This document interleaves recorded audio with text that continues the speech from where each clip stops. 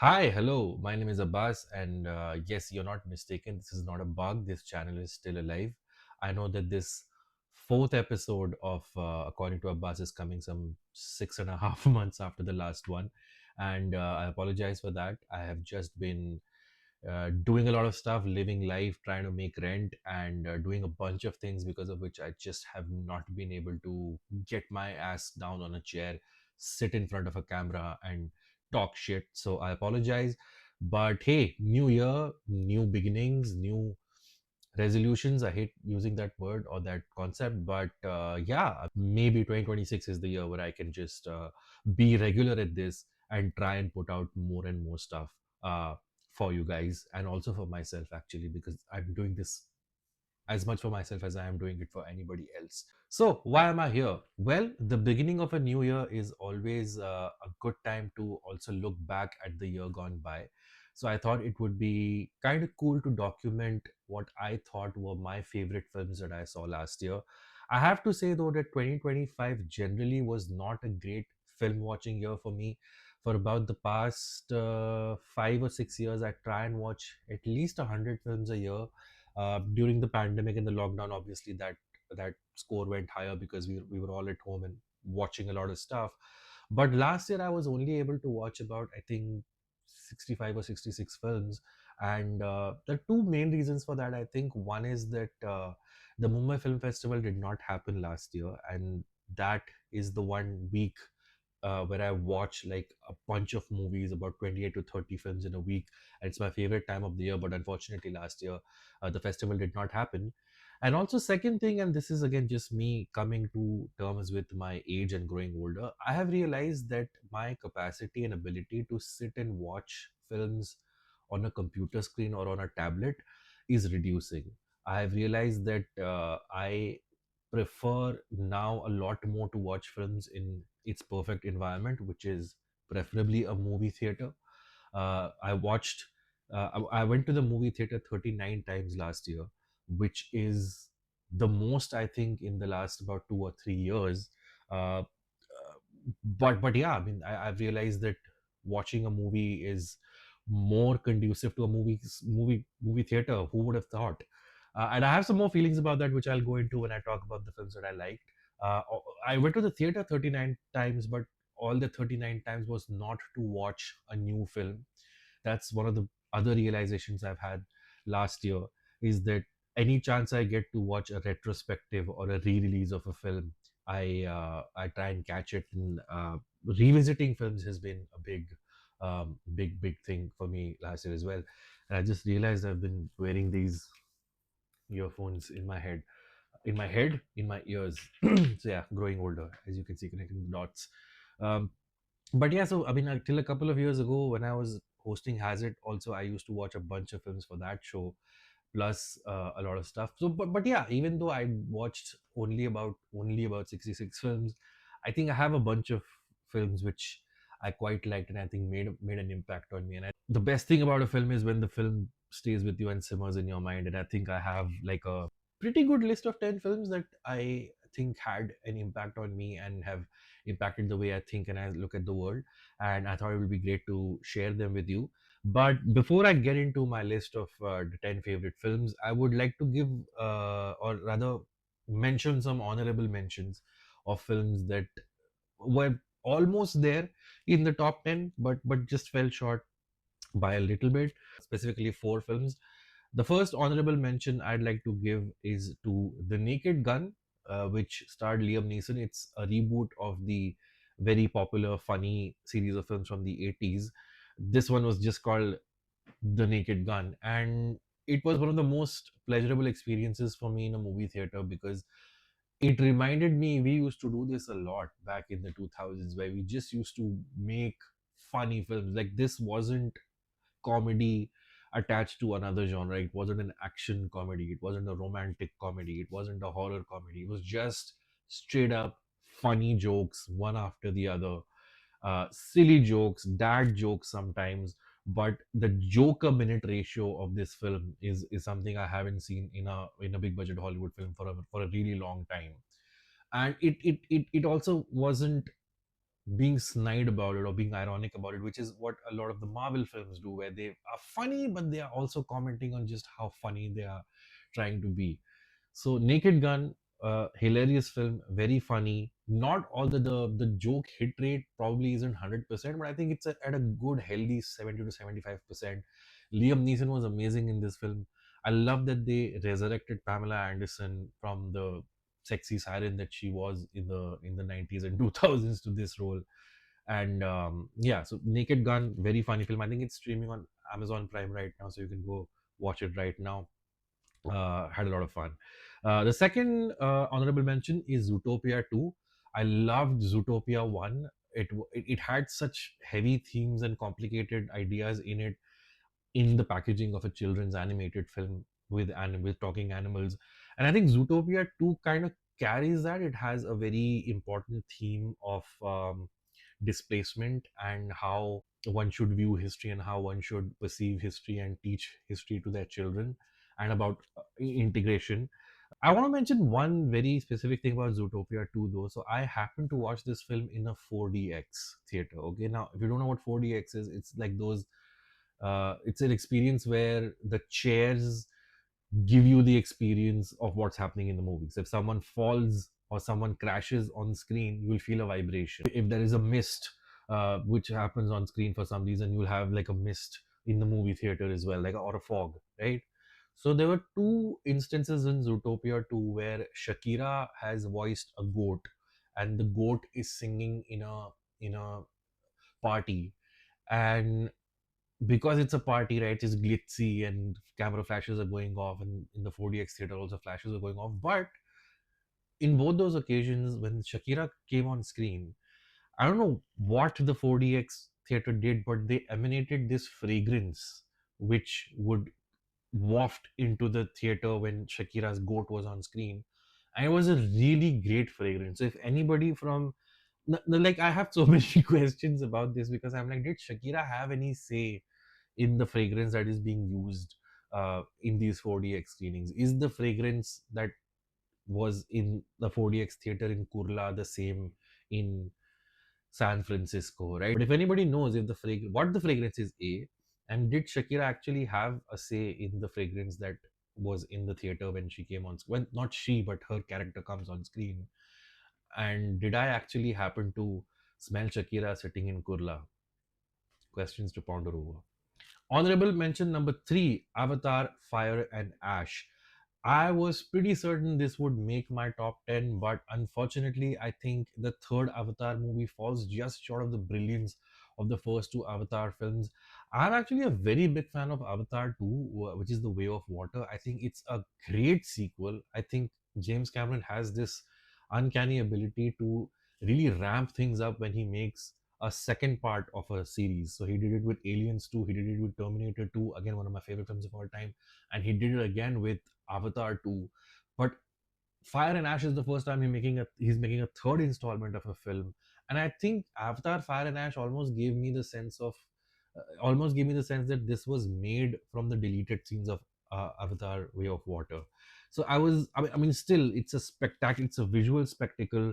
Um, of course, the VFX and the special effects on screen are just phenomenal and unparalleled to anything else which we are seeing on screen. But I expected a lot more. The character of Varang in the film is phenomenal, but she just really doesn't have much to do. And I felt like the leap that Avatar 2 took from Avatar 1, where things actually moved forward and it actually became more of an action packed film with humongous set pieces. Avatar 3 seemed to retread some of those again, and left me a little disappointed. Also, given the length of the film, it runs almost at 3 hour 15 minutes, I think. And uh, again, fun movie, great movie to watch, definitely an experience, but fell short of my expectations. So, which is why it's an honorable mention and not in my favorites list. And number four, for the final honorable mention I would like to give out, is to a documentary called My Perfect Neighbor, which is streaming on Netflix right now. It's based on a real life incident, which is pretty harrowing. But the special thing about this, or the unique thing about this documentary, is about 80% of the documentary is told through or shown through body cam footage of the cops. A very timely documentary, I think, but also one that keeps you at the edge of your seat. I also gave it a shout out on the members only episode of Filmy Colada of PopCornversation. So yeah, but this documentary really had a great effect on me. So that's my final um, honorable mention. Okay, now getting down to the actual list. At number 10, my 10th favorite film of 2025. And straight off the bat, I have cheated because I have two films at my number 10 spot. Both of them are superhero films, one a DC film, one a Marvel film. My 10th favorite films of 2025 are Superman and Thunderbolts. So I already did an in-depth review of Superman on the first episode of According to Abbas, I think. So if you want to know my in-depth views about what that film was like for me, you can go check out that episode. But in a nutshell, I loved James Gunn's take on Superman. I like this um, positive, sunny, bright Superman. And the world that James Gunn has created around him. I look forward to following him on various adventures. The proto sequel, I would say, kind of Supergirl, is coming out later this year in June or July. I like the trailer for that. I'm looking forward to that as well. Crypto is great. I liked the whole punk rock being kindness being the new punk rock ideal that James Gunn has gone with. So Superman, great reboot for DC. I'm looking forward to it. Thunderbolts was interesting because again, if you have been a regular listener of According to Abbas, and I put regular in quotes because I've only done 3 episodes. But the last episode I did an in-depth review of Fantastic Four, which was obviously the film, the superhero film or the Marvel film I was most looking forward to last year. And I liked that film. Again, check out my review for that film. But the more I thought about it, the more I realized Thunderbolts was actually the film, the Marvel film or the superhero film that I resonated with the most last year. I think Thunderbolts is an underrated gem. I think within like 4 or 5 years, it'll have a resurgence when you list down some of the best Marvel films post Endgame. I think Thunderbolts is right up there. I think both David Harbour and Florence Pugh are amazing in that film. It has a great sort of depiction of the villain. Also, I have to say again, I always say that you can't really divorce where you are in your life personally from the way you watch films and reflect upon art, or art reflects upon you. Uh, the perception or the depiction of depression and the central villain who is going through a tough time and is in a very dark place, that depiction I think was very well done in Thunderbolts. Also, the climax, unlike most superhero films or most Marvel films where the world is coming to an end and a portal opens up in the sky and the heroes have to do something where they defeat the villain and everything goes all right, the climax of Thunderbolts actually emphasized on the family you choose, the people you choose to be around with you, who keep you sane or who keep you from going to the deep end and taking drastic steps. It's about keeping your sanity together, and I think that depiction was very well done. Also, it has some really funny jokes. I mean, the camaraderie between David Harbour and Florence Pugh, which we saw a bit of in the Black Widow films, but here I think it's in full bloom. Sebastian Stan's entry scene, the Winter Soldier, when he comes into the film on his bike, is super cool. So I think Thunderbolts was one of my favorite films from last year, and I think it deserves a spot on this list. At number 9 is a film that does not have many defenders. I feel like I'm in a minority of people who love and appreciate this film. It's Mickey 17 from director Bong Joon-ho. It's his follow-up to Parasite, which took over the world in 2019. And I think that's why people had like sky high expectations from him, because Parasite instantly was like on people's lists of greatest films of all time. But I really had fun with Mickey 17. I think this is hands down my favorite Robert Pattinson performance. I loved what he did with his voice. He's playing a double role in this film, so the yin and yang of the two characters sometimes together in one screen, in one frame, is beautifully done. And I had this feeling of watching like a, a vintage classic sci-fi adventure. There were times when I was reminded of films like the Matrix or Starship Troopers. It had a very cool, very authentic science fiction feel to it. There were downsides to the film. I think that Mark Ruffalo's character doesn't always work, and it's a very, very straight up sort of commentary on Donald Trump. I really loved the effect on those little creatures who show up at the climax, who are like giant furry worms, And I think what the film was trying to say was something very important, and I hope more people discover this film in the future, and it gets the kind of appreciation that I think it deserves. Either way, it's on my list of the best films of the last year. Okay, now if you notice slight changes in the background, you are correct, because I'm shooting this part of the video on another day. So keen eye. But let's get back to my list.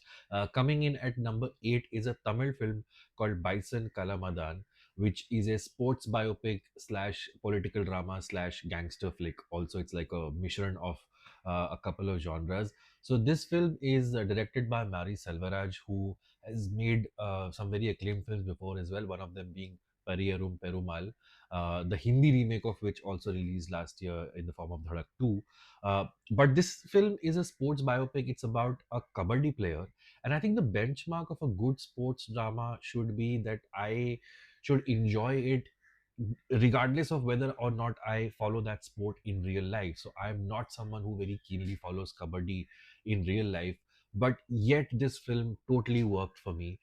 Mari Selvaraj often depicts lives of characters who come from an oppressed caste background, but never does the film ask you to feel sorry for them or feel sympathy for them. It shows you in a very real and crude way how such individuals actually overcome the kind of hardships that they face in their lives.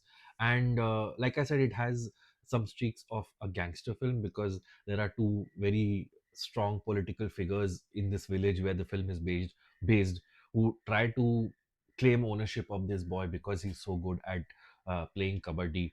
So there are, like I said, elements of a political thriller of gangster films as well. It's a film that really kept me on tenterhooks. It does follow some typical beats of a sports film, which was expected.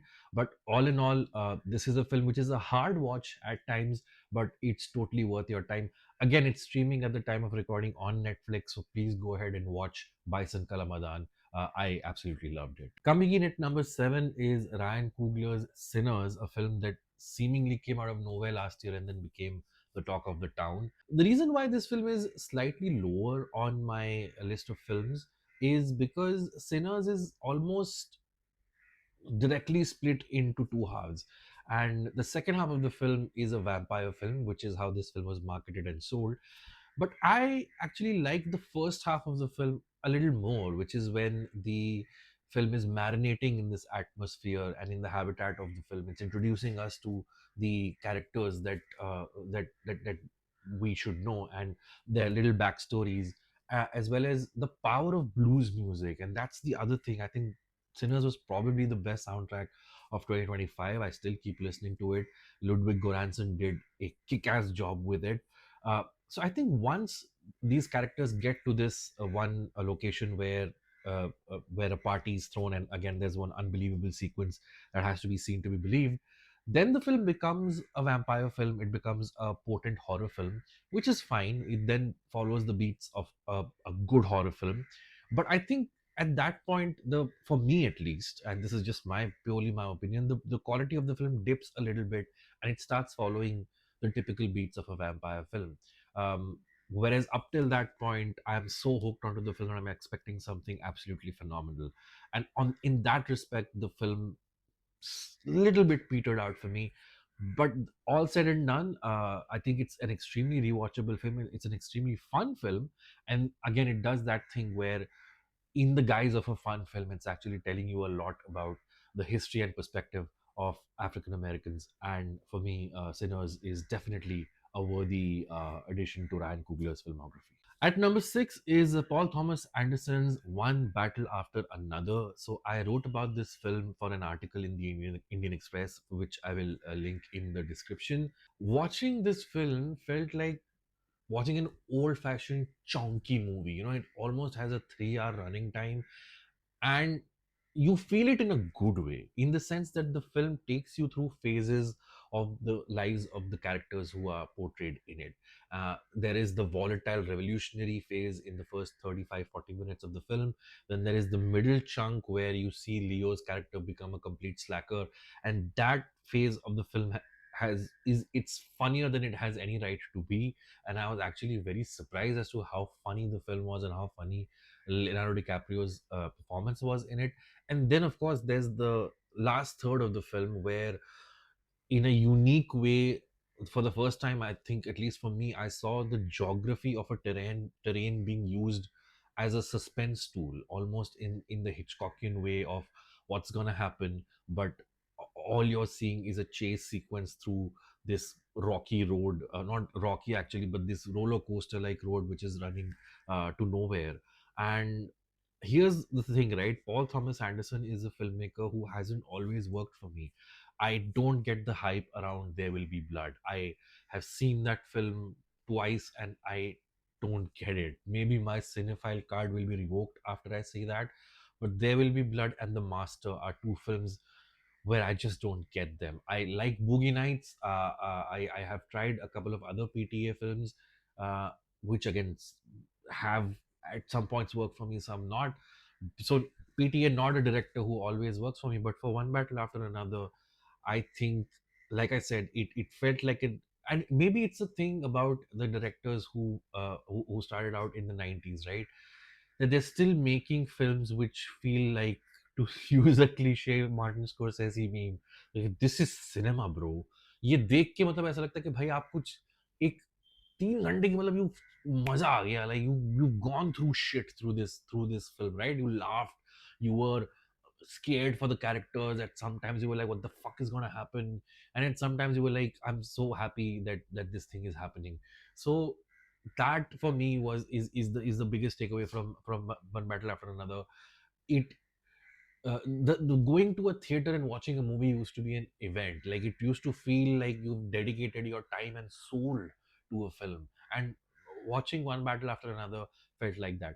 Of course, it's a very timely film considering what's happening in America, uh, politically, socially, revolutionarily.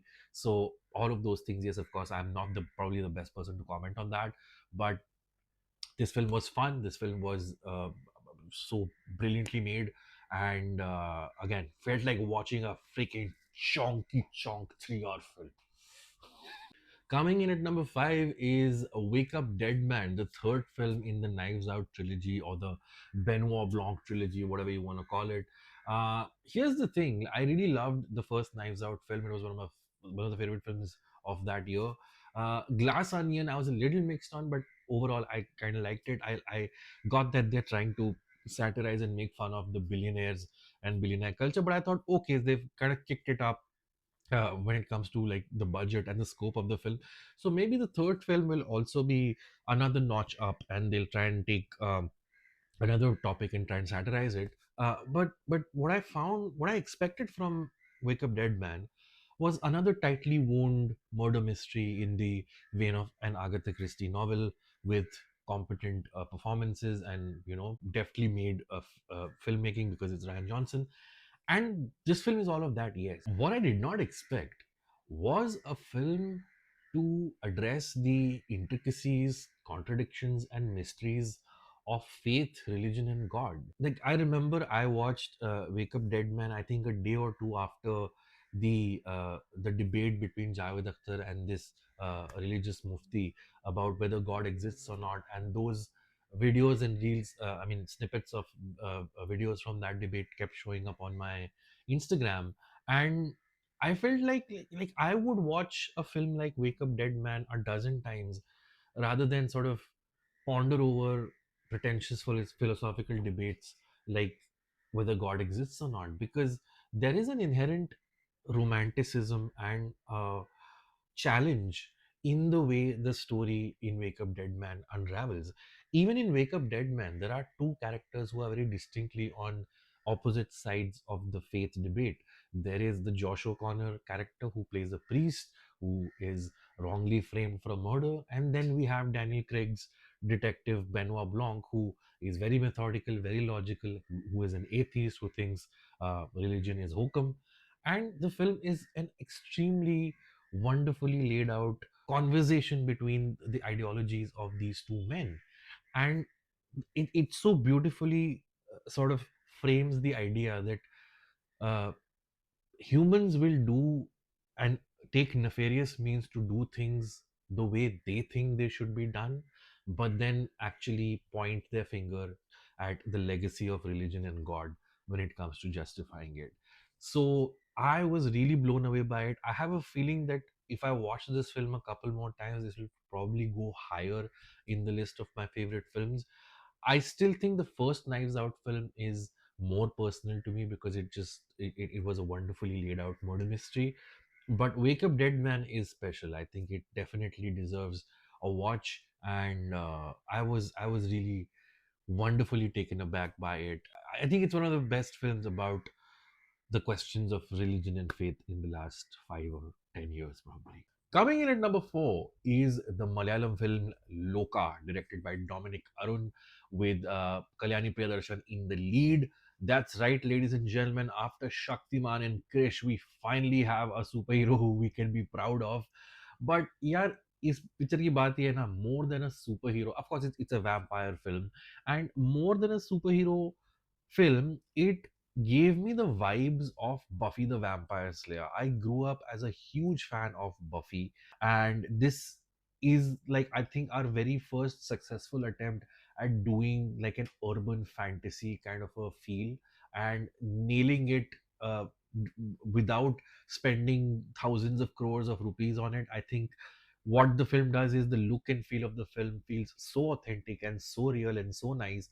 और होता क्या है ना यार कि जब when we have tried to do superheroes, um, at least in like the mainstream Hindi films I'm talking about, we borrow a lot from the West, and it's not like Lokah is devoid of that. Of course, Lokah is also taking a lot from like, for example, the spoiler alert, but the Dulquer Salman character who is sort of introduced towards the end has like a very ninja feel to it.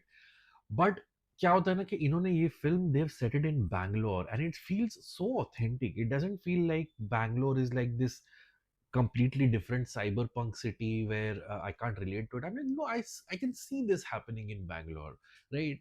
Uh, they've got the whole shared universe thing going on, and like after a long time, I'm again excited about a shared universe, despite the fact that we've seen it in Marvel films and whatever the spyverse was. Let's not go into that.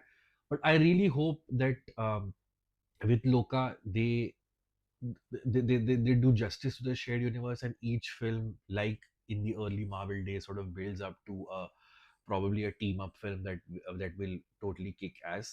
But everything, like even the flashback sequence of this character, like the myths and the folklore that they are borrowing it from, it's not to the extent of कई बार क्या होता है ना, when we take myths and folklore, we mythologize it because of course a lot of it comes from religion and faith, and in our country that is like the be all and end all of most things, that when it comes to faith and folklore and religion, you have to be in reverence of it. But I think what Loka cleverly does is it takes folk tales, it makes it cool, it makes it approachable, and it makes it very of today, of 2025, of last year rather. So हमने इसका in depth review किया था pop conversation के episode पे with Snehal and Antariksha, so I'll again link to that. But Luca was such a kick-ass cool film. I am looking forward to the future installments of it. The Tovino Thomas character was so cool. It was again kind of sort of influenced by Gambit from the X-Men, but still had a feel of its own. I think that's where urban fantasy or superhero films or speculative fiction films can succeed. When we make it in India, there's no harm in borrowing Western concepts as long as we give it a tadka of Indianness, which I think this film does. By the way, just as an aside, if you still haven't seen Minnal Murli, which I think is the best Indian superhero film ever made, go and watch it right now, along with Loka, which is, I think, streaming on Hotstar right now. At number three is a film that I have again kind of sort of cheated on because it's a documentary called Working Girls, made by a filmmaker called Paromita Vora. So Paromita Vora is a feminist filmmaker and writer. She has made a lot of documentaries, long form and short form, before as well. Till very recently, she used to write a very popular column called Paranormal Activity, and she's the founder of this platform called Agents of Ishq, which is again looking at concepts of love, gender, and sexuality through a feminist lens, and normalizing a lot of sex education for Indians. So Working Girl is a film that has not officially released in India in theaters. Neither is it streaming anywhere right now. But Paromita is sort of touring the film in various cities. She's going and screening them so that more and more people can watch it. I was lucky enough to catch a screening in Bombay at the G5A in Lower Parel. And if this film happens to screen near you, please go ahead and give it a chance, because as the title suggests, the film is about working women now. अब जब आप सोचते हो working girl या working women के बारे में, आप शायद सोचेंगे कि एक औरत या एक लड़की जो ऑफिस जाती है या जो मार्केट प्लेस में है, but the idea of a working girl is very vast, and this film, what it does, it follows multiple women, multiple girls in sort of unconventional occupations. I would not like to give away a lot of what the film is, but एक चीज जो मैं कहना चाहूंगा is Barometer Vora has this very good and amazing way of making a documentary के, वो documentary के जो ख्याल हमारे दिमाग में अभी भी है, of the boring voice over, narrating things, this film is actually very funny and very quirky, and it actually uses some great visual art to sort of give us little history lessons in a non-boring way. Paromita Bora, of course, has her channel on YouTube as well, where she has uploaded a couple of her previous documentaries, long form and short form. So I urge you to check that out. But in order to give you some idea of what this film is, I'll read out the brief synopsis of the film. Working Girls is a witty and powerful exploration of women's invisible labor across India. It travels from city streets to rural fields to reveal quiet revolution and humor of those redefining what it means to work and to live with dignity. And that's the other thing. I think एक cinema का I think बहुत important role ये भी होता है कि it puts us in the shoes of people who aren't like us, and this film sort of takes us into the worlds of these people जिनको हम शायद रेगुलर जिंदगी में अगर कहीं देखें या कहीं नोटिस करके हम शायद उनको देख के भी अनदेखा कर दें, but this film introduces us to the world that they inhabit and that they live in, so which I think again is a wonderful idea, a wonderful concept. So yeah, Working Girls, if it's anywhere near your city, or you can DM Paromita or send her a tweet. Don't spam her. वैसे मेरे video ज़्यादा लोग देखते भी नहीं है, तो I'm sure you won't, but this is definitely a film that you should keep on your radar, and get I hope it gets a release soon, or it gets a streaming deal, or it comes up on Paromita's YouTube channel. तो इस film को ज़रूर देखें, बहुत मज़ेदार film है, बहुत अच्छी फिल्म है, and it really won me over. At number two is the only Hindi film that really impacted me last year, and that is Neeraj Ghewan's Homebound.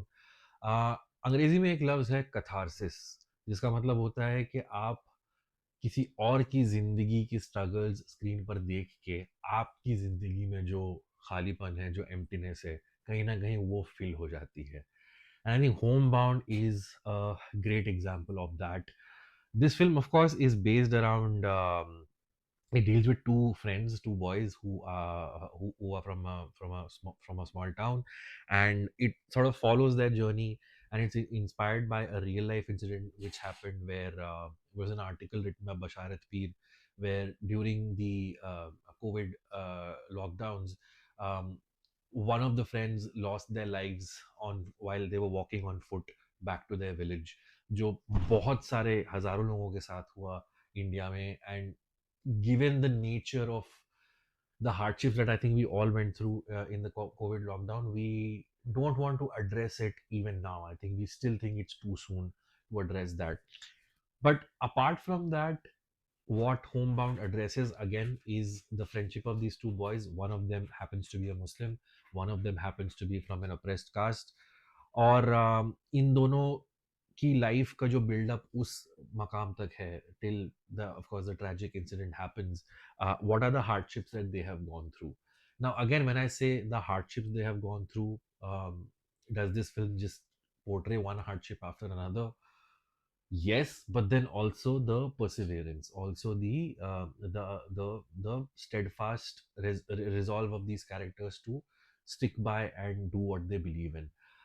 There's one party scene in this film jahan certain events unfold and certain things are said to this character which made me feel seen, and I was waiting and dying for a, a film or a TV show or any sort of art form to represent this in a large scale in that manner.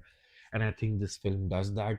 It represents the, well, so-called problems that we have in our society, and it depicts a lot of things that make us angry, but it still depicts them with grace and kindness. It still, the main, I think the main emotion that it hit me with was again empathy.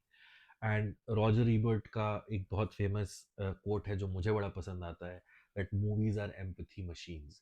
Like I said before कि जब आप अपने आप को किसी और की ज़िंदगी में रिफ्लेक्ट होते हुए देखते हैं अपने खुद की ज़िंदगी, तो एक बड़ा अजीब सा एक रिएक्शन होता है आपका, where you are, there is an instant invisible connect with that process, with that story, with that character. So Homebound had that effect on me. It made me tear up multiple times. There are certain visuals and scenes. One of them has to do with a woman's feet. जिस तरह से इस film में उस चीज़ को depict किया गया है, जो बहुत ही jarring है. So yeah, Homebound. Neeraj Givan took like a decade to make his second feature. His first one was Masan. I hope he gets to make a lot many more films. Homebound का भी हमने review pop conversation के episode पे किया था, तो वो आप फिर से देख, एक्चुअली आई थिंक लोका और होमबाउंड का हमने एक ही एपिसोड में किया था. um, so yeah, it's not an easy film to watch. It's quite, it makes you come face to face with a lot of hardships and a lot of challenges that I think our nation is facing. But it's totally worth your time to watch it. And like I said, catharsis जो एक चीज होती है कि there is an emptiness that gets filled when you watch great art, and that Homebound did for me. So for me, it's was definitely one of the most memorable film watching experiences of 2025. And my most favorite film of last year was a Tamil film called Bad Girl, directed by Varsha Bharat, and it starred Anjali Sevaraman in the lead role. So I have a very soft spot for coming of age films. I think that transition from childhood to adulthood is so universal that I think you can never get over it through your entire life.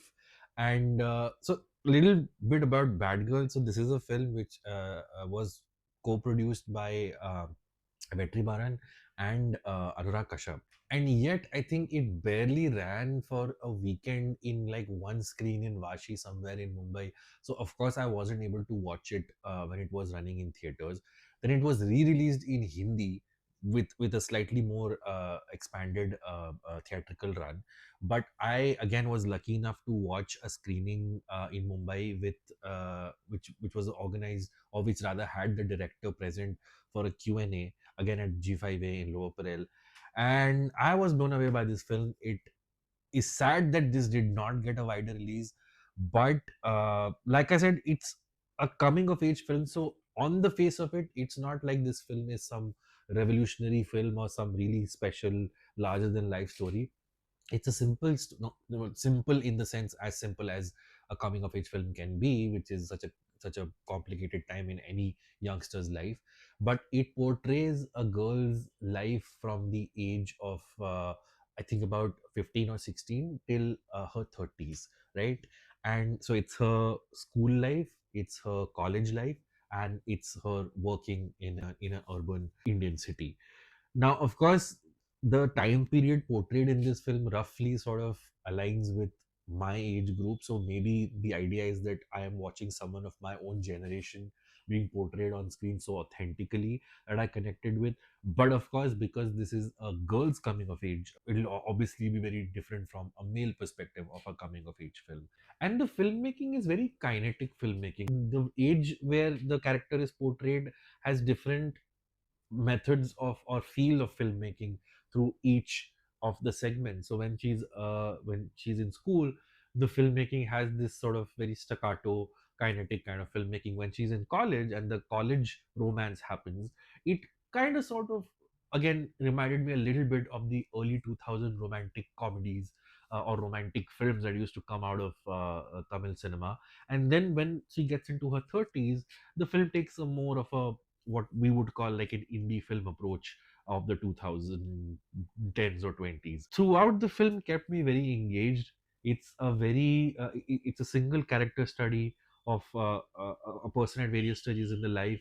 And interestingly, again, the other characters also who accompany her throughout her life also have been played by the same actor. So the same actor is playing a teenager as they are playing a 30 something, which was very interesting. But again, this is one of those universal themes of being in school, being in college, being an adult that I completely resonated with. And it's a very sweet film, but also a hard hitting film at times, and I highly urge that you watch it. Again, it's maybe a little weird that I'm placing this above the vampire films and the films that have to do with social and political themes and the films that have to do with superheroes and whatnot.